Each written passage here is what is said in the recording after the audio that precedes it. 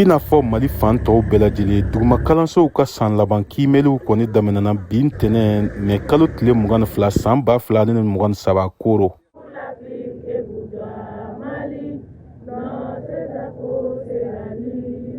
Baaraw nun donna koro préfet fɛ n'o ye commandant Abdoulaye Bore ye centre min n'an b'a wele ko Guru Anayi ni enveloppe kunfɔlɔ dayɛli ye.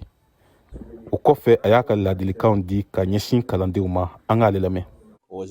An b'a ɲini kalandenw fɛ nin kiimɛli in sen fɛ u k'u jigi kɛ u yɛrɛ ye baw ɲina n'i y'a jateminɛ kalan kɛra ka ɲɛ a bɛ komi u ye sixième ninnu u y'a bɛɛ lajɛlen ye donc u k'u jigi kɛ u yɛrɛ ye fɔlɔ.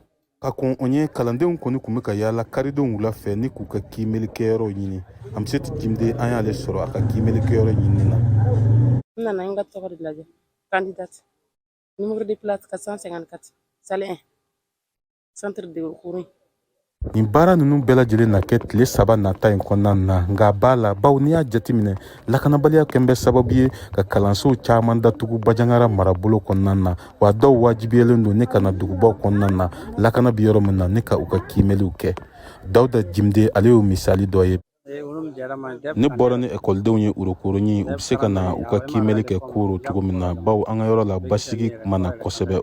Nin baara in kɔnɔna na bɛɛ lajɛlen ni jɔyɔrɔ don Fatumata Bamajo ale bɛ ka tobili kɛ k'a di kalanden minnu y'u ka sigiyɔrɔ bila lakanabaliya kama ne kana kiimɛni kɛ koro.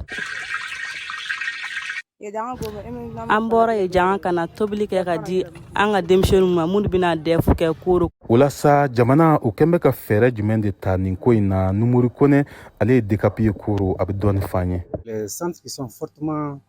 An ye fɛɛrɛw bɛɛ lajɛlen sigi sen kan yanni bi ka se lakanabaliya bi yɔrɔ min na an ye kalanso ninnu wele u ka se ka na u ka kiimɛli kɛ koro i n'a fɔ Bondo, Dangatɛnɛ ani yɔrɔ wɛrɛw la.